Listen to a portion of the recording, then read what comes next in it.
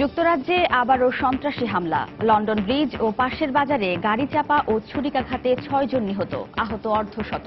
পুলিশের গুলিতে ৩ হামলাকারী নিহত, আইএসের দায় স্বীকার। নির্বাচন পিছিয়ে দেওয়ার দাবি। যুক্তরাষ্ট্র ও ইউরোপের বড় শহরগুলোতে নিরাপত্তা জোরদার। ব্রিটেনে বসবাসরত প্রবাসী বাঙালিরা আতঙ্কিত। সপ্তাহখানেক আগে ম্যানচেস্টারে অ্যাটাক হলো, এখন আবার এখানে। Is really concern for us. London bridge থেকে আমার কাজ খুব কাছে, এখন ওই এলাকা যাওয়া যাচ্ছে না, ঢোকা যাচ্ছে না। বর্তমানে যে পরিবেশ সৃষ্টি হয়েছে আমাদের লন্ডনে, যে একটি মারাত্মক আতঙ্কের মধ্যে আমরা আছি। দেখছিলেন প্রধান শিরোনাম। দুপুরের সময়ের সঙ্গে আছি আমি ওয়াহিদা স্বপ্না এবং আমি ইমদাদুল হক। এবার অন্যান্য শীর্ষ সংবাদ। রাঙামাটির লংগদুতে আদিবাসীদের বাড়িতে ভাঙচুর ও আগুন দেওয়ার ঘটনায় আরো ৩ জন গ্রেফতার। হামলার প্রতিবাদে রাজধানীতে নাগরিক সমাবেশ। বৈধ কাগজপত্র না থাকায় আপন জুয়েলার্সের 13.5 মণ স্বর্ণ বাংলাদেশ ব্যাংকে হস্তান্তর। উদ্বিগ্ন গ্রাহকদের শোরুমের সামনে ভিড়। গুলশানের বাড়ি ছাড়তে হচ্ছে বিএনপি নেতা ব্যারিস্টার মওদুদকে। বাড়ি ছাড়া রায়ের বিরুদ্ধে রিভিউ খারিজ, আইনি লড়াই চালিয়ে যাওয়ার ঘোষণা। আধুনিকায়নের নামে পরিবেশের ক্ষতি না করার আহ্বান প্রধানমন্ত্রীর। বললেন, সুন্দরবনের কোনো ক্ষতি না করেই বাস্তবায়িত হবে রামপাল বিদ্যুৎ প্রকল্প। এবং পুরনো ঢাকার ছোট আয়তনের প্লটগুলো সমন্বয়ের উদ্যোগ রাজুকের। নানা জটিলতায় বাস্তবায়ন নিয়ে আশঙ্কা। অংশীদারিত্বের সঙ্গে ভূমি সমস্যা সমাধানের তাগিদ নগরবিদদের।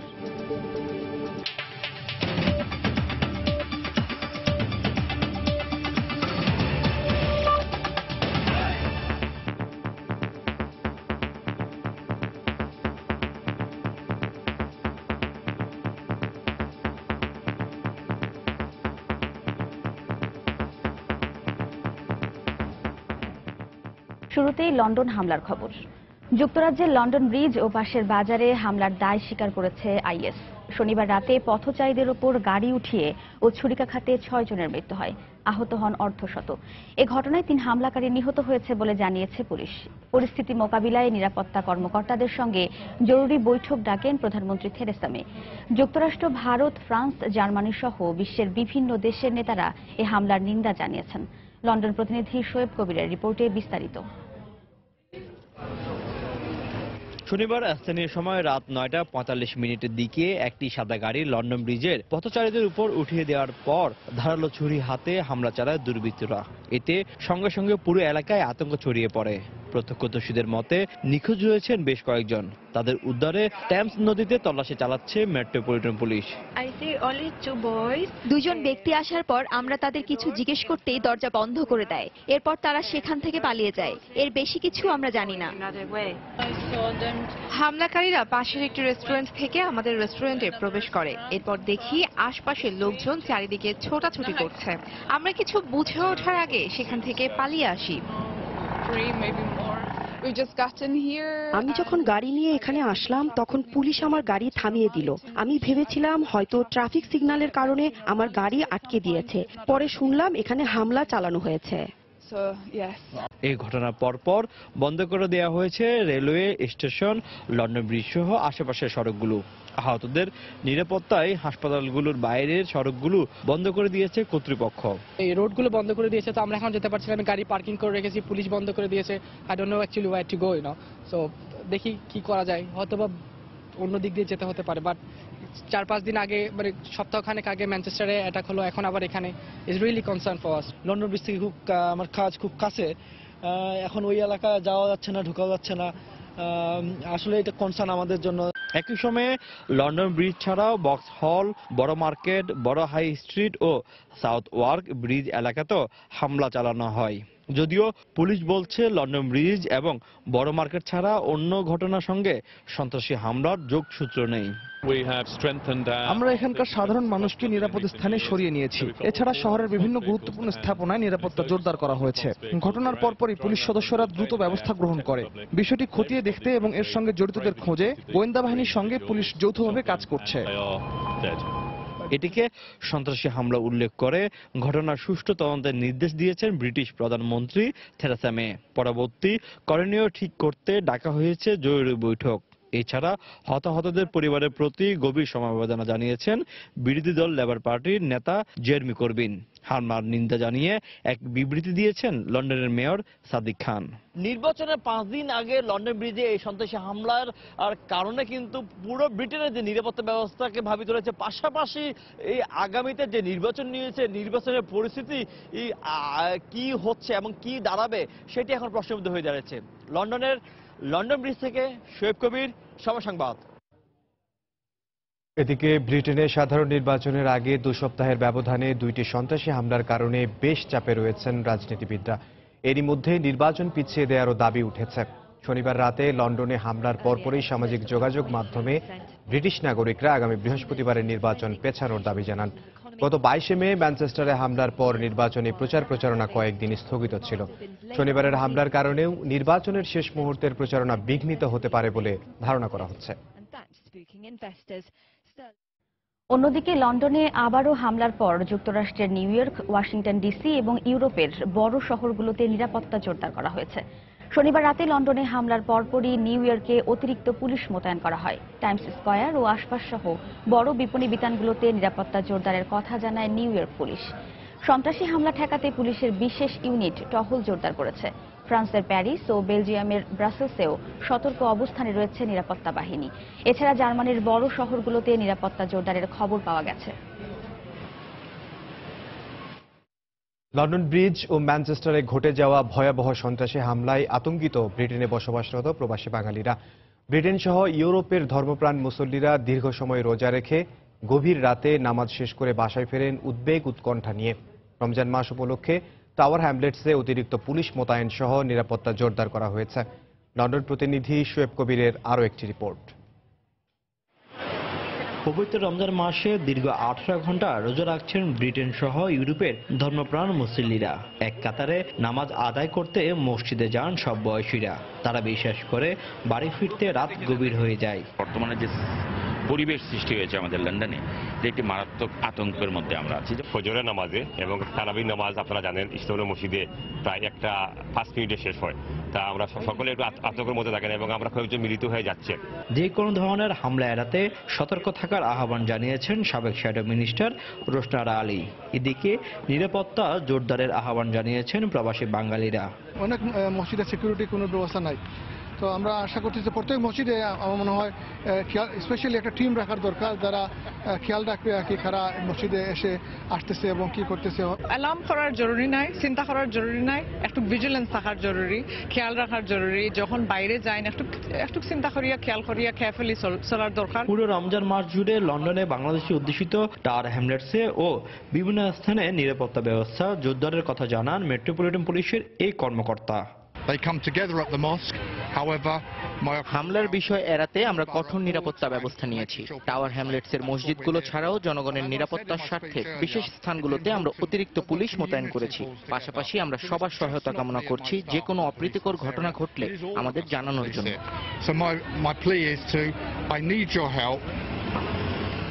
বাংলাদেশি অধ্যুষিত টাওয়ার হ্যামলেটসে ছোট বড় মিলিয়ে 45টি মসজিদ রয়েছে। রমজান মাসে যেখানে 45,000-এরও বেশি মুসল্লি নামাজ আদায় করেন। শোয়েব কবির, সময় সংবাদ, লন্ডন। দুপুরের সময় আরো থাকছে। জমে উঠতে শুরু করেছে ইটবাজার, ভিড় বাড়ছে বিপণী বিতানগুলোতে। ক্রেতার পছন্দের পোশাক তৈরিতে দর্জি বাড়িতে ব্যস্ততা। প্রধানমন্ত্রী শেখ হাসিনা বলেছেন, সুন্দরবনের যাতে কোনো ক্ষতি না হয় সেদিকে বিশেষ লক্ষ্য রেখেই গ্রহণ করা হবে যে কোনো প্রকল্প। রাজধানীর বঙ্গবন্ধু আন্তর্জাতিক সম্মেলন কেন্দ্রে বিশ্ব পরিবেশ দিবস ও জাতীয় বৃক্ষ মেলার উদ্বোধনী অনুষ্ঠানে একথা বলেন তিনি। আধুনিকায়নের নামে পরিবেশের যাতে ক্ষতি না হয় সেদিকে লক্ষ্য রাখারও আহ্বান জানান প্রধানমন্ত্রী। এ সময় তিনি আরো বলেন, পরিবেশের ভারসাম্য রক্ষায় কৃষিতে অতিরিক্ত কীটনাশকের ব্যবহার রোধে শিল্প মালিকদের পানি ও পরিবেশ দূষণ রোধে আধুনিক প্রযুক্তি ব্যবহার করতে হবে। প্রকৃতি ও পরিবেশ সংরক্ষণে জনসচেতনতা ও জনসম্পৃক্ততা বাড়াতে রাজধানীর বঙ্গবন্ধু আন্তর্জাতিক সম্মেলন কেন্দ্রে উদ্বোধন করা হয় জাতীয় বৃক্ষরোপণ অভিযান ও পরিবেশ মেলার। পরিবেশ রক্ষায় বিশেষ অবদানের জন্য পরিবেশ পদক, বৃক্ষরোপণের প্রধানমন্ত্রীর পদক, Bangabandhu award for wild life conservation তুলে দেন প্রধানমন্ত্রী শেখ হাসিনা। তিনি বলেন, আধুনিকায়নের ফলে পরিবেশের যেন ক্ষতি না হয় সেদিকে লক্ষ্য রেখেই পরিকল্পনা নিতে হবে। নগরায়ন আমাদের প্রয়োজন আছে, কারণ গ্রাম বাংলার মানুষ যারা বাস করে তারাও নাগরিক সুবিধা পাক, নগরায়নের সব রকম সুযোগ সুবিধা তারা পাক, সেটাও যেমন আমরা চাই, আবার প্রাকৃতিক ভারসাম্যটাও যেন বজায় থাকে সেদিকেও আমাদের বিশেষভাবে দৃষ্টি দেওয়া প্রয়োজন বলে আমি মনে করি। সেই কারণেই আমাদের প্রতিটি ক্ষেত্রে পরিকল্পিতভাবে পদক্ষেপ নিতে হবে। সেদিকে লক্ষ্য রেখে আপনারা জানেন ইতিমধ্যে আমরা কতগুলি পদক্ষেপ নিয়েছি। বর্তমান সরকার পরিবেশ সুরক্ষায় নানা পদক্ষেপ নিচ্ছে উল্লেখ করে প্রধানমন্ত্রী বলেন, সুন্দরবনের যেন ক্ষতি না হয় সেদিকে লক্ষ্য রেখেই সব প্রকল্প নেওয়া হচ্ছে। সুন্দরবন এটা আমাদের একটা ঐতিহ্য, শুধু তাই না, সুন্দরবনের কারণে কিন্তু বাংলাদেশ টিকে আছে। কিন্তু এই সুন্দরবন আরো যাতে বৃদ্ধি পায় তার জন্য আর্টিফিশিয়ালি ম্যানগ্রোভ করার উদ্যোগ ইতিমধ্যেই আমরা নিয়েছি এবং সমস্ত উপকূলীয় অঞ্চলগুলিতে এটা যেন আরো বিস্তৃত ঘটে সেই এর বিস্তার ঘটাবার জন্য ইতিমধ্যে নির্দেশনা দেওয়া আছে এবং আমরা সুন্দরবনের জীববৈচিত্র্য রক্ষার বিভিন্ন পদক্ষেপ আমরা নিয়েছি। যে কোনো প্রকল্প আমরা নেই না কেন, অন্তত আমাদের এই সুন্দরবন যেন ক্ষতিগ্রস্ত না হয় সেদিকে বিশেষ দৃষ্টি দিয়েই কিন্তু আমরা আমাদের প্রকল্প গ্রহণ করি। এরপর বঙ্গবন্ধু আন্তর্জাতিক সম্মেলন কেন্দ্রের প্রাঙ্গণে একটি গাছের চারা রোপণ করে শেরেবাংলা নগরে বঙ্গবন্ধু আন্তর্জাতিক সম্মেলন কেন্দ্রের সংলগ্ন মাঠে বৃক্ষমেলার উদ্বোধন করেন প্রধানমন্ত্রী।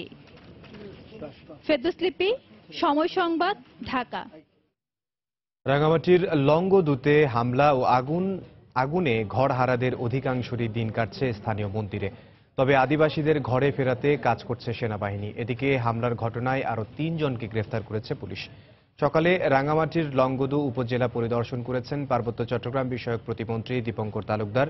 এ সময় অবৈধ অস্ত্র উদ্ধার না হলে পাহাড়ে শান্তি ফেরানো সম্ভব নয় বলে মন্তব্য করেন তিনি। একই সঙ্গে সব হত্যাকাণ্ডের বিচারের আশ্বাস দেন প্রতিমন্ত্রী। বিস্তারিত জানাচ্ছেন কমল দে।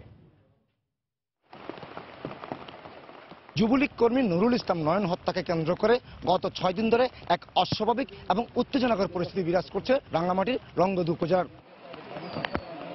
দুর্বৃত্তদের দেওয়া আগুন থেকে রক্ষার জন্য যেসব পাহাড়ি জঙ্গলে পালিয়ে গেছিল তারা যেমন ফিরে আসেনি তেমনি স্বাভাবিক হতে পারছে না বাঙালিরাও। এই অবস্থায় ক্ষতিগ্রস্ত এলাকা পরিদর্শনে এসে দীপঙ্কর তালুকদার জানিয়েছেন, যতক্ষণ না পর্যন্ত অস্ত্রধারীদের গ্রেপ্তার এবং হত্যাকারীদের গ্রেপ্তার করা হবে না ততক্ষণ পর্যন্ত এই ধরনের হত্যাকাণ্ড চলতে থাকবে। ভবিষ্যতে যেন এরকম করে নিয়ে কেউ যেন প্রাণ না হারান, তার জন্য প্রথম চেষ্টা হওয়া উচিত অবৈধ অস্ত্র উদ্ধার করা এবং অবৈধ অস্ত্রধারীদেরকে চিহ্নিত করে আইনানুগ ব্যবস্থা নেওয়া। বাড়িঘর অগ্নিসংযোগ করে জ্বালিয়ে দেওয়া, তারাও গর্হিত অপরাধ করেছে, তাদের বিরুদ্ধেও আইনানুগ ব্যবস্থা নেওয়ার কথা আমরা দাবি করছি। এদিকে দুর্বৃত্তদের দেওয়া আগুন থেকে রক্ষার জন্য যেসব পাহাড়ি জঙ্গলে পালিয়ে গেছিল তাদের জন্য খাবারের ব্যবস্থা করেছে সেনাবাহিনী। 2টি পয়েন্টে আজ থেকে তাদের খাবার দেওয়া হচ্ছে বলে জানিয়েছেন এখানকার জোন কমান্ডার। একই সাথে রাঙ্গামাটি জেলা প্রশাসন ক্ষতিগ্রস্তদের জন্য 30 মেট্রিক টন চাল ত্রাণ সহায়তা দিয়েছে। নিরাপত্তার যে পরিস্থিতিটা বর্তমানে সেটাকে আমরা সম্পূর্ণ নিয়ন্ত্রণে রাখার চেষ্টা করছি। আর যে সমস্ত লোকজন ভয়তে চলে গেছেন অন্যান্য কারণে তাদেরকে ফিরিয়ে আনার জন্য যে সমস্ত ব্যবস্থা, এটাও আমরা সিভিল প্রশাসনের সাথে সমন্বয় করে করার চেষ্টা করছি। 15 বছর না হওয়া পর্যন্ত তাদের যাতে ওই যে তাদের রেশন বা ইয়াগুলো অব্যাহত থাকে সেই ব্যবস্থা যাতে হয়, এটা আমি করব। তবে এই দুর্বৃত্তদের কবল থেকে পালিয়ে যাওয়ারা এখন চরম মানবেতর জীবনযাপন করছে। তীব্র বৃষ্টির মধ্যে বিভিন্ন মন্দির ও জঙ্গলে আশ্রয় নিয়ে এখনো পালিয়ে রয়েছে তারা। নিরাপত্তা নিশ্চিত না হয় এখনো এলাকায় ফিরতে পারছে না। রাঙ্গামাটির লংগদু থেকে কমল দে, সময় সংবাদ। দর্শক, এই মুহূর্তে রাঙ্গামাটির লংগদুতে আছেন সহকর্মী কমল দে। সেখানকার সবশেষ পরিস্থিতি জানতে সরাসরি যাচ্ছি তার কাছে। কমল, লংগদু দুর্গম এলাকায়, সেখানে কিন্তু দুর্বৃত্তদের আগুন দেওয়ার পর 100-র বেশি পরিবার কিন্তু এখনো পালিয়ে বেড়াচ্ছে। তারা যেমন তাদের বসত বাড়িতে ফিরছে না, তেমনি কিন্তু বাঙালি যারা জনগোষ্ঠী রয়েছে তারাও রয়েছে আতঙ্কের মধ্যে, তারাও স্বাভাবিক অবস্থায় ফিরে আসতে পারছে না। আর একই সাথে যে পুলিশের যে গ্রেপ্তার অভিযান চলছে, সেই গ্রেপ্তার অভিযানের ঠেকাতে কিন্তু বাঙালিরাও পালিয়ে বেড়াচ্ছে অনেকটা, তারা বাড়ি ছাড়া। এখন পর্যন্ত 100 জনের বেশি আটক করা হয়েছে বলে আমরা জানতে পেরেছি। মূলত গত জানান যে 1 জুন থেকে কিন্তু এই রাঙ্গামাটিতে এসে অস্থিরতা শুরু হয়। স্থানীয় যুবলীগ কর্মী এবং মোটরসাইকেল চালক যে নুরুল ইসলাম নয়ন, সে তাকে হত্যা করার পরে তার লাশ যখন পাওয়া যায়, এরপর বাঙালিরা মিছিল শুরু করে এবং গুজব ছড়িয়ে পড়ে যে বাঙালিদের ঘরে আগুন দেওয়া হয়েছে। সেই গুজবের প্রেক্ষিতে গিয়ে কিন্তু একটি মিছিল থেকে এসে এই বসতবাড়িতে আগুন দেওয়া হয় এবং বসতবাড়ি প্রায় 100টির মতো বসতবাড়ি পুড়ে গেছে এবং যারা বাসিন্দা ছিল তারা এলাকায় তারা বাড়িঘর ছেড়ে পালিয়ে যায়। এখন পর্যন্ত তারা কিন্তু আশপাশে যে জঙ্গল বা পাহাড়ি এলাকা রয়েছে সেখানে আশ্রয় নিয়ে আছে বলে প্রশাসনের বিভিন্ন কর্মকর্তারা আমাদেরকে জানিয়েছে। আজ সকালবেলা সেনাবাহিনীর শীর্ষ কর্মকর্তা থেকে শুরু করে উপজেলা শীর্ষ কর্মকর্তা এবং আওয়ামী লীগ নেতারা এখানে এসে তারা ঘটনাস্থল পরিদর্শন করেছেন এবং তারা বলেছেন যারা এই ঘটনার জন্য দোষী ব্যক্তি তারা বিচারের আশ্বাস দিয়েছেন এবং শেষে তারা যে নিহত নয়নের বাড়িতে গেছেন এবং নয়নের বাড়িতে যাওয়ার পর তারা সেখানে গিয়ে তাদেরকে আশ্বাস দিয়েছেন যে নয়ন হত্যার বিচার হবে এবং একই সাথে তারা বলেছেন যারা এখান থেকে পালিয়ে গেছে তারা যেন আবার স্বাভাবিক জীবনে ফিরে আসে এবং তারা যেন এখানে এসে অবস্থান নেয় সে বিষয়টি নিশ্চিত করবে এবং তাদের নিরাপত্তা জোরদার করা হবে বলে প্রশাসনের পক্ষ থেকে বলা হয়েছে। তবে যারা চলে গেছে তাদের আত্মীয়স্বজন আমরা কথা বলেছিলাম, আত্মীয়স্বজন বলছে পর্যাপ্ত নিরাপত্তা না দিলে তারা ফিরতে পারছে, তারা এখনো শঙ্কিত অবস্থায় রয়েছে এবং শঙ্কার মধ্যে রয়েছে তারা আবার হামলার শিকার হতে পারে এরকম তারা বলছে এবং একই তারা দাবি করছেন তাদের যেসব বাড়িঘর পুড়ে দেওয়া হয়েছে সব বাড়িঘর যেন আবার পুনর্বাসন করা হয় এবং মেরামত করে দেওয়া হয় এমন একটা দাবি তাদের পক্ষ থেকে তুলে ধরা হয়েছে। আপনারা জানেন যে দীপঙ্কর তালুকদার, জ্যোতিরিন্দ্র চাকমা সবাই একটি কথা বলেছেন, এই 1997 সালে 2 ডিসেম্বর শান্তি চুক্তির পর যে শান্তি চুক্তি সম্পন্ন হয় এবং এর ফলে যে পাহাড়ে শান্তি ফিরে এসেছে সে ধারাটি বজায় রাখার জন্য তারা উভয় পক্ষকে অর্থাৎ পাহাড়ি বাঙালি উভয় পক্ষকে সহনশীল থাকার জন্য কিন্তু তারা বলেছেন। তো এখন পর্যন্ত বলা যায় একটা অস্থিরতা, একটি উত্তেজনা এরকম পরিস্থিতির মধ্যে পুরো রংগদু এলাকায় বিরাজ করছে। পাহাড়িরা যেমন দুর্বৃত্তর কবল থেকে বাঁচার জন্য চলে গেছে, ঠিক তেমনি মামলা এবং গ্রেপ্তার এড়ানোর জন্য বাঙালিরা আত্মগোপনে রয়েছে। তো এখন পর্যন্ত আমার কাছে ছিল রাঙ্গামাটির লংগদু থেকে সর্বশেষ। দর্শক, রাঙ্গামাটির লংগদু থেকে সেখানকার সবশেষ পরিস্থিতি আমাদের জানাচ্ছিলেন সহকর্মী কমল দে। এদিকে রাঙ্গামাটির লংগদুতে আদিবাসীদের গ্রামে হামলা ও অগ্নিসংযোগের ঘটনায় জড়িতদের গ্রেফতার ও কঠোর শাস্তির দাবি জানিয়েছে নাগরিক সমাজ। সকালে রাজধানীতে নাগরিক সমাবেশে এ দাবি জানানো হয়। এ সময় আদিবাসীদের মানবাধিকার নিশ্চিতের দাবি জানান বক্তারা। এছাড়া ক্ষতিগ্রস্তদের ক্ষতিপূরণ ও বাড়িঘর নির্মাণ করে দিতে সরকারের প্রতি আহ্বান জানান নাগরিক প্রতিনিধিরা। 1 জুন লংগদু উপজেলার ইউনিয়ন পর্যায়ের এক যুবলীগ কর্মীর লাশ পাওয়া যায়। পরের দিন শুক্রবার তার লাশ নিয়ে মিছিল করে লংগদু উপজেলা সদরের 4টি গ্রামে অন্তত 250 আদিবাসীর ঘরবাড়ি পুড়িয়ে দেওয়া হয়।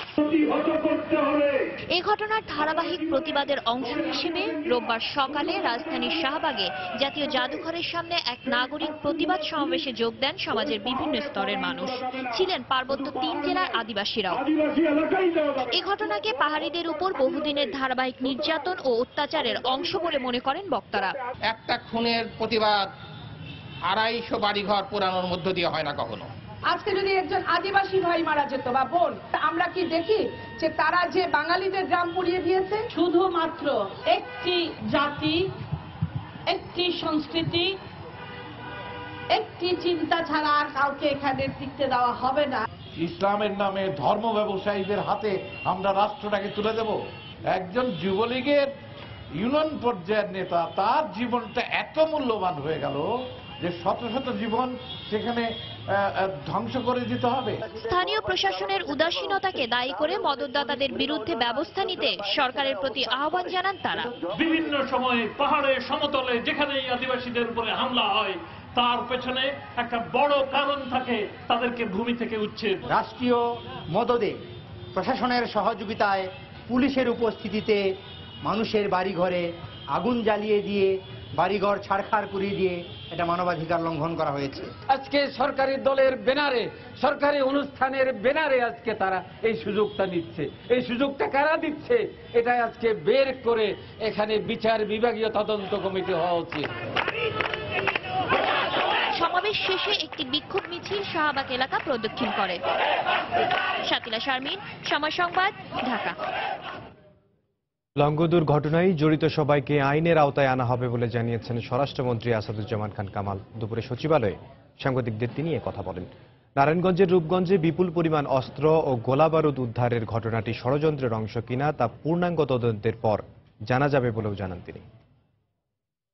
অজ্ঞাতনামা 300 জনের নামে মামলা হয়েছে এবং এদেরকে ধরার প্রক্রিয়া আমাদের চলছে, যাতে করে এই ধরনের দুঃসাহস আর কেউ না দেখাতে পারে। নারায়ণগঞ্জের রূপগঞ্জে যে ঘটনাটি, পূর্ণাঙ্গ তদন্তের পরেই আমরা বলতে পারবো যে কারা এর সঙ্গে সম্পৃক্ত। হলি আর্টিজান একদম যেটা আমরা সঠিকভাবে পেয়েছি তথ্য প্রমাণের মাধ্যমে, সেটাই করার জন্য আমরা একটু সময় নিয়েছি এবং আমরা এটা অলমোস্ট রেডি। আমরা যে কোনো দিন এটা আমরা চার্জশিট হয়তো দিয়ে দিবে আমাদের নিরাপত্তা বাহিনী। রাজধানীর গুলশানের বাড়ি ছাড়তে হবে বিএনপির স্থায়ী কমিটির সদস্য ব্যারিস্টার মওদুদ আহমদকে। বাড়ি ছাড়ার রায়ের বিরুদ্ধে তার রিভিউ আবেদন খারিজ করে দিয়েছেন আপিল বিভাগ। এর ফলে 1 বিঘা 13 কাঠা জমির ওপর গড়ে তোলা বাড়িটি ছাড়তেই হচ্ছে তাকে। একই সঙ্গে বাড়ি সংক্রান্ত দুদকের মামলাটিও খারিজ করে দিয়েছেন আপিল বিভাগ। সকালে প্রধান বিচারপতি সুরেন্দ্র কুমার সিনহার নেতৃত্বে 5 সদস্যের বেঞ্চ এ রায় দেন। এর আগে গত বছরের 2রা আগস্ট ব্যারিস্টার মওদুদকে বাড়ি ছাড়ার রায় দিয়েছিলেন আপিল বিভাগ। রায়ের পর ব্যারিস্টার মওদুদ জানান তিনি বাড়িটি ছাড়বেন না, এর বিরুদ্ধে আইনি লড়াই চালিয়ে যাবেন। এদিকে অ্যাটর্নি জেনারেল মাহবুবে আলম জানিয়েছেন রায়ের পরও বাড়ি না ছাড়ার কথা বলা ধৃষ্টতামূলক।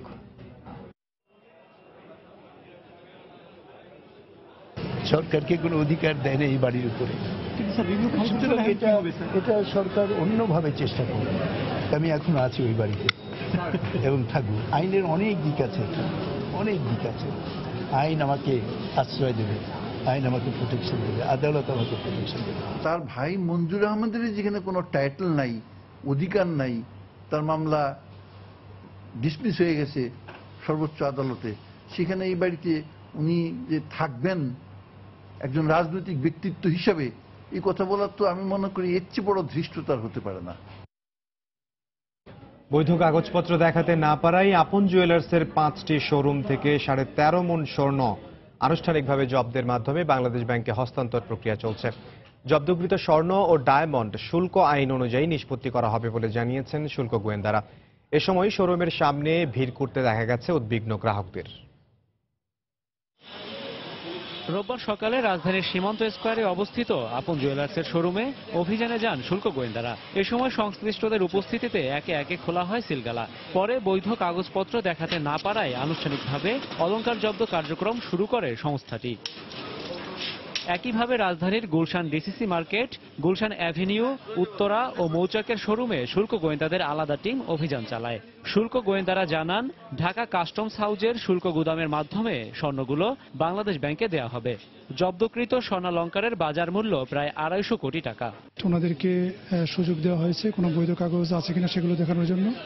আমরা এগুলো দেখলাম যে তাদের কাছে কোনো বৈধ কাগজ নেই। আজকে আমরা আইনানুগভাবেই আজকে আমরা জব্দ করতে আসছি এগুলো। ঠিক আছে, জব্দ করার পরে পরবর্তীতে আইনানুগভাবে বিষয়টা নিষ্পত্তি করা হবে। এদিকে মেরামত করতে দিয়ে এখনো অলংকার পাননি এমন গ্রাহকদেরও উপস্থিতি ছিল কয়েকটি শোরুমে। এ সময় তারা নিজেদের বৈধ অলংকার ফেরত পাওয়ার দাবি জানান। আমার একটা জিনিস বিক্রি করা হয়েছিল 5.5 ভরির, তো ওইখান থেকে আমাকে 1 লাখ টাকা দেওয়া হয়েছে আর 1 লাখ টাকা দেওয়ার ডেট দেওয়া হয়েছে। তো এটা যখন এই প্রবলেম হয়, আসার পরে আমি প্রতি সপ্তাহে আসতেছি, আসার পরে বলতেছি আপনাদেরকে সামনে জানানো হবে, এভাবেই শুধু ঘুরতেছি, টেনশন করতে শেষ। কারণ আমরা একটা নিশ্চয়তার কিছুই পাচ্ছি না পাচ্ছি গভর্নমেন্ট থেকে, না পাচ্ছি আপন জুয়েলার্স থেকে। এর আগে গত 14 ও 15 মে শুল্ক গোয়েন্দারা আপন জুয়েলার্সের 5টি শোরুমে অভিযান চালিয়ে প্রায় 13.5 মণ স্বর্ণ ও 427 গ্রাম ডায়মন্ড সাময়িকভাবে জব্দ করে। এরপর আপন জুয়েলার্সের মালিক দিলদার আহমেদ ও তার 2 ভাইকে আত্মপক্ষ সমর্থনের জন্য শুল্ক গোয়েন্দাদের পক্ষ থেকে 3 দফায় শুনানির সুযোগ দেওয়া হলেও কোনো প্রকার বৈধ কাগজ দেখাতে পারেননি তারা। রাশেদ বাপ্পি, সময় সংবাদ, ঢাকা। বনানীতে 2 ছাত্রী ধর্ষণের ঘটনায় মামলা নিতে গাফিলতি ছিল কিনা ও অন্য বিষয়ে জানতে গুলশান জোনের ডিসি ও বনানী থানার ওসির সঙ্গে কথা বলেছে মানবাধিকার কমিশন গঠিত তথ্যানুসন্ধান কমিটি। তলবের প্রেক্ষিতে সকালে মানবাধিকার কমিশনে গিয়ে 2 পুলিশ কর্মকর্তা তথ্যানুসন্ধান কমিটির সঙ্গে দেখা করেন। কমিটির মুখোমুখি হয়ে প্রায় ঘণ্টাব্যাপী বিভিন্ন বিষয়ের জবাব দেন 2 পুলিশ কর্মকর্তা। পরে কমিটির আহ্বায়ক জানান, বনানীর হোটেল রেইনট্রি হোটেলে ঘটনার পর থেকে ঘটে যাওয়া বিভিন্ন বিষয়ে তাদের সঙ্গে কথা হয়েছে। এছাড়া এ ঘটনায় পুলিশের বিরুদ্ধে গণমাধ্যম ও সামাজিক যোগাযোগ মাধ্যমে প্রকাশিত বিভিন্ন ঘটনার সাথেও তাদের বক্তব্য মিলিয়ে দেখা হয়েছে বলেও জানায় তথ্যানুসন্ধান কমিটি। এসএম মোস্তাক আহমেদ খান, তিনি হচ্ছেন deputy police commissioner Gulshan division. দ্বিতীয়জন হচ্ছেন বিএম ফরমান আলী, ওসি বনানী থানা। বনানীর এই ঘটনার পর 2জন ভিকটিম প্রথম পুলিশের কাছে রিপোর্ট করে।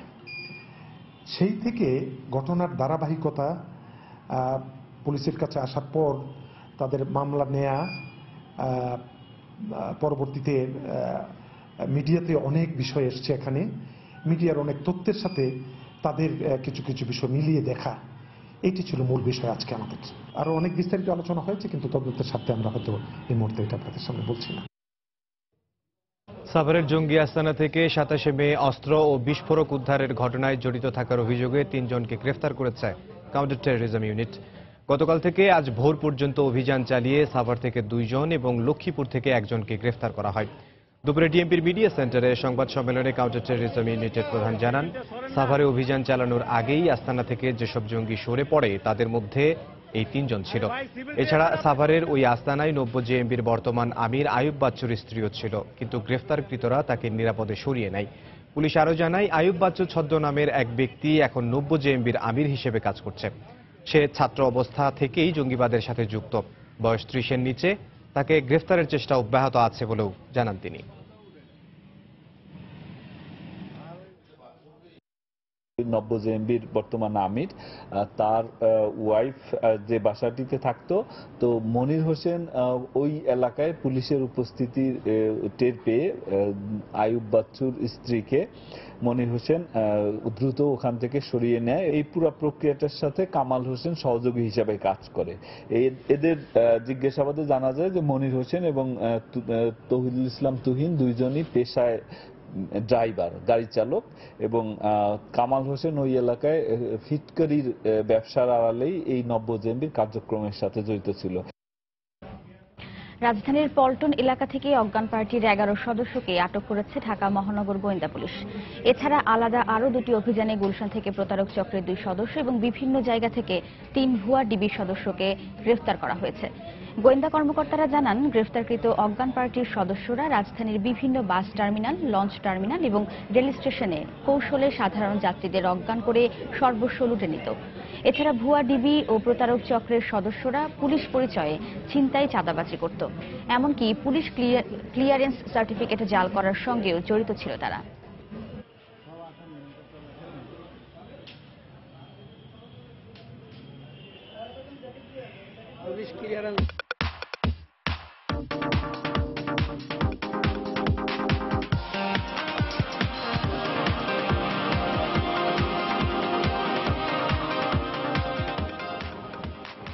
ধীরে ধীরে জমে উঠতে শুরু করেছে এদের কেনাকাটা। বিপণী বিতানগুলোতে মেয়েদের পোশাকের পাশাপাশি ছেলেরাও ভিড় করছেন পাঞ্জাবি সহ অন্য পোশাকের দোকানগুলোতে। গরমকাল, তাই সুতি ও হালকা রঙের পাঞ্জাবি বেছে নিচ্ছেন তারা। রাজধানীর বিভিন্ন মার্কেট ঘুরে ছেলেদের পোশাকের খবর জানাচ্ছেন তোহা খান তামিম। বাঙালি পুরুষ কিংবা উৎসবে বাঙালি, ঈদ থেকে পূজা, বর্ষবরণ থেকে জাতীয় উৎসব, সবখানেই পাঞ্জাবির কদর। তাই তো ঈদের কেনাকাটায় একটি পাঞ্জাবি বাঙালি পুরুষের পছন্দের শীর্ষে। এবার ঈদে ফ্যাশন হাউসগুলো ভিন্ন ডিজাইন আর রঙের ব্যবহারে মাথায় রেখেছেন গ্রীষ্ম আর বর্ষাকালকে। সাদা নীলের পাশাপাশি প্রাধান্য পেয়েছে হালকা রং। গরমের কথা বিবেচনা করে বেছে নেওয়া হয়েছে সুতি কাপড়কে। পাঞ্জাবির ডিজাইনে স্থান পেয়েছে মোঘল আমলের স্থাপত্যের নিদর্শন, মসজিদ, মিনার। এছাড়া block print, brush print, screen print, sherwani cut ছাড়াও আছে হাতের কাজ। পরিবারের বড় থেকে ছোট সদস্যের সবার জন্যই পাঞ্জাবি এনেছেন দোকানিরা।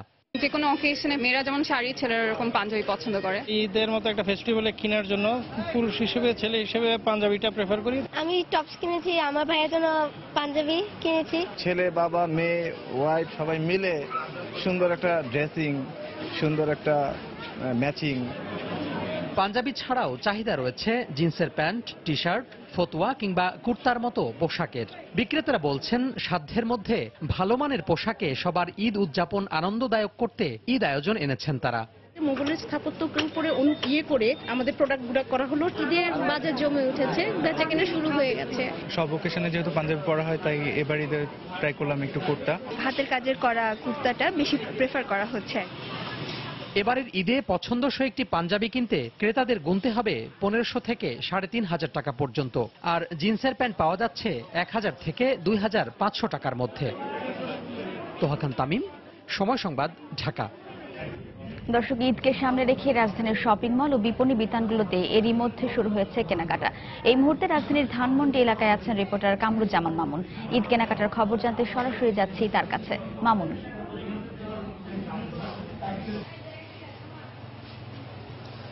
স্বপ্না, রমজানের প্রথম 10 দিনের শেষ ভাগে আমরা এসে পৌঁছেছি, অথচ এখনো রাজধানীতে যে বেচা কেনা, মার্কেটগুলোতে যে ঈদের কেনাকাটা, সেই ঈদের কেনাকাটা কিন্তু জমে ওঠেনি একেবারেই। বলা চলে যে খুব ধীর গতিতে চলছে বেচা কেনা। আর এখন দুপুর বেলায় তো আসলে পুরো মার্কেট, আমরা এখন রাজধানীর ধানমন্ডিতে একটি অভিজাত মার্কেটে রয়েছে এবং যেমনটা দেখছি যে এই মার্কেটে কিন্তু পুরো মার্কেটই ফাঁকাই বলা চলে এক অর্থে। তারপরেও আমরা এখানে এসে কিছু বিক্রেতা বা যে ক্রেতারা আসছেন কয়েকজন, তাদের সঙ্গে কথা বলছি। তারা যেমনটা বলছেন যে তারা ঈদকে সামনে রেখে কিন্তু ইতোমধ্যেই তাদের যে সংগ্রহ, সেই সংগ্রহ তারা সম্পন্ন করেছেন। যে ধরনের কালেকশন এবার তারা রেখেছেন দেশি বিদেশি বিভিন্ন ধরনের। তবে আমরা মার্কেটগুলো ঘুরে যেমনটা দেখছি যে বিদেশি সংগ্রহের মাত্রাটাই দেশির তুলনায় অনেক অনেক অনেক গুণ বেশি। যেমন আমরা এখন একটি মার্কেটে এসেছি, যে দোকানটিতে আমরা ঢুকেছি সেই দোকানের বিক্রেতার সঙ্গে কথা বলার চেষ্টা করবো। একটু বলবেন ভাই আমাদেরকে যে আপনার দোকানের সংগ্রহ কি কি রয়েছে? এখানে আছে আপনার ইন্ডিয়ান জর্জেট, কাতান, তারপরে সুতি, কামিজ, ফ্রক, ঘের, তারপরে ফ্লোর টাচ, এগুলো আর কি। দেশি না বিদেশি, কোন ধরনের পোশাকের সংগ্রহ বেশি? সব আমাদের এখানে যা আছে সব ইন্ডিয়ান। ইন্ডিয়ান। আসলে এগুলো কি ইন্ডিয়া থেকেই নিয়ে আসা নাকি বাংলাদেশে তৈরি করে ইন্ডিয়ার নামকরণ করা হয়েছে? না না, এগুলো ইন্ডিয়া থেকে আসা, সব ইন্ডিয়া থেকে আসা। সবই ইন্ডিয়া থেকে আসা। বিভিন্ন সিনেমার নামে নামকরণ বা বিভিন্ন ধরনের যে ফিল্ম স্টার থাকে তাদের নামে নামকরণ করা হয়েছে কি? কিছু আছে, আবার কিছু এমনি ব্র্যান্ডের আছে, যেমন বিভিন্ন ব্র্যান্ডের আছে, রিবা আছে, গঙ্গা আছে, অনেক ব্র্যান্ড আছে ওই নামে আর কি। বেচাকেনা কেমন দেখছেন এখনো? বেচা কিনা এখন তেমন একটা লাগে নেই, ভালো না। কাস্টমার টুকটাক আসতেছে, দেখি কি হয়। কবে থেকে বাড়তে পারে ধারণা কেমন? আপনার 15-20 রোজা থেকে বাড়তে পারে আর কি। দর্শক, কথা বলছিলাম একজন বিক্রেতার সঙ্গে, তিনি যেমনটি জানাচ্ছিলেন যে এখনো বিকিকিনি আসলে জমে ওঠেনি। এই বিকিকিনি জমে উঠবে 15-20 রোজা বা 15 রমজানের পর থেকে। তো আসলে আশপাশে আমরা আরো অনেকগুলো দোকান ঘুরেছি। আমরা নারীদের পোশাক যে দোকানে রয়েছে সেই দোকানে গিয়েছিলাম। পাশেই এই সরাসরি সম্প্রচার শুরুর আগে আমরা একটি পাঞ্জাবির দোকানেও গিয়েছিলাম। সেখানে যে যেমনটা দেখেছি যে পাঞ্জাবির দোকানেও মোটামুটি একেবারে ফাঁকাই রয়েছে, এখনো ক্রেতা শূন্যই বলা চলে পুরো মার্কেটটি। তো এই ছিল আমার কাছে স্বপ্ন এখন পর্যন্ত সর্বশেষ। দর্শক, ঈদ কেনাকাটার খবর জানাতে রাজধানীর ধানমন্ডির একটি শপিং মল থেকে আমাদের সঙ্গে যোগ দিয়েছেন রিপোর্টার কামরুজ্জামান। পুরনো ঢাকার ছোট আয়তনের প্লটগুলোকে সমন্বয় করার পরিকল্পনা করছে রাজধানী উন্নয়ন কর্তৃপক্ষ। তবে মামলা ও অংশীদারিত্বের জটিলতার কারণে এর বাস্তবায়ন অনেকটাই কঠিন হবে বলে মন্তব্য স্থানীয় বাসিন্দাদের। নগরবিদদের পরামর্শ, অংশীদারিত্ব ও ভূমির সমস্যা সমাধানে বিশেষ ব্যবস্থা নিতে হবে। পাশাপাশি জনগণের আস্থা অর্জনকে গুরুত্ব দিয়ে কাজ করলে সফলতা সম্ভব। রাজুক জানায়, বাস্তবায়নের লক্ষ্যে মাঠ পর্যায়ে সম্ভাব্যতা যাচাইয়ের কাজ চলছে। হাবিবুর রহমান উজ্জ্বলের ক্যামেরায় মিজানুর রহমান কবিরের রিপোর্ট। 57টি ওয়ার্ড নিয়ে গঠিত ঢাকা দক্ষিণ সিটি কর্পোরেশনের বড় এক অংশ পুরনো ঢাকা। এসব এলাকার মূল সমস্যা জমি বা বাড়িতে অতিরিক্ত অংশীদারিত্ব। মালিকরা অনেকেই ব্যক্তি উদ্যোগে ভবন তৈরি করেন। স্থানীয়রা বলছেন, অনেকে আবাসন প্রতিষ্ঠান দিয়ে নির্মাণ করালেও সেখানে রাস্তাঘাট বড় হওয়া বা অন্যান্য নাগরিক সুবিধার তেমন পরিবর্তন চোখে পড়ে না। এই 7 ছটাক জমির মধ্যে 8 জানুয়ারি এসেছে, আধা কাঠা পেয়েছে, আধা কাঠা বানিয়ে দিচ্ছে। চিন্তা করে আমার আধা কাঠাতে আমি যতদিন বাঁচি এমবে চলে যাই। 6 ইঞ্চি জায়গা আছে, 6 ইঞ্চি জায়গা নিয়েও মামলা চলছে। এতগুলো ছোট ছোট বাড়িকে একসাথে আনা, এটা একটু দুরূহ ব্যাপারই। রাজনীতি করতে চায়, আমাদেরকে যদি সুযোগ সুবিধা দিয়ে থাকে, যদি আমাদের তাদের সাথে কথা অ্যাডজাস্ট হয়, তাহলে আমরা অ্যাকসেপ্ট করব। জনগণ ও নগরবিদরা মনে করেন, রাজধানী উন্নয়ন কর্তৃপক্ষের নেয়া প্লট একত্রীকরণ ও বিন্যাসের উদ্যোগ বাস্তবায়নে সিটি কর্পোরেশন ও অন্যান্য সংস্থারও এগিয়ে আসা প্রয়োজন। ক্রিয়া পদ্ধতি এগুলো আছে, সেগুলো যদি সঠিকভাবে মানা যায়, সিঙ্গাপুর যেরকম মেনেছে, তাহলে এটা সম্ভব। কিন্তু কাজটা খুব কঠিন। রাজুকের পক্ষে সম্ভব কিনা সেটা একটা প্রশ্ন থাকবে। ওয়ার্ড কাউন্সিলরদের সঙ্গে বৈঠক করে সমস্যা চিহ্নিত করা, সমাধানের পদ্ধতি এবং প্রাথমিক মতামত নেওয়ার কাজ চলছে। পরবর্তী পর্যায়ে ছোট প্লট চিহ্নিত করা ও মালিকদের সঙ্গে আলোচনার কথা জানান সংশ্লিষ্টরা। লেন্দি প্রসেস, এটাকে 2, 4, 5, 7, 10 বছরও লেগে যেতে পারে। তখন এই লোকগুলোকে পুনর্বাসন কোথায় করবে, জীবনযাপন ব্যবস্থাটা কি হবে, এইটা আমি বলেছিলাম।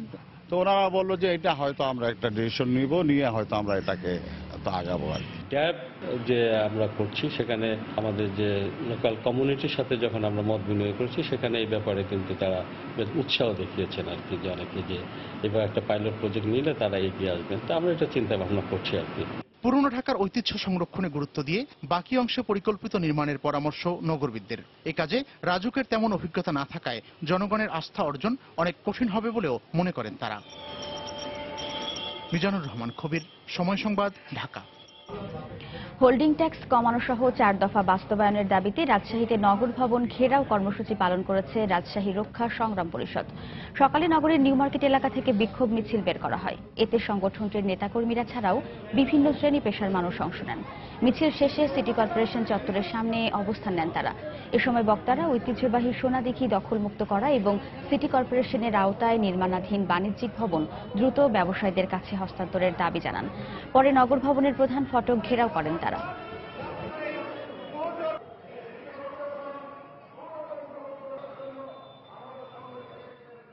দারচিনি প্লাজা, স্বপ্নচূড়া এবং মুড়ি মার্কেট, এগুলো যাতে আসল ব্যবসায়ীদের হাতে, তারা দীর্ঘদিন ধরে এখানে বিনিয়োগ করার পরেও এখনো পর্যন্ত তাদের দোকান বরাদ্দ পায়নি। অনেক ব্যবসায়িক এখন পথে বসে গেছে।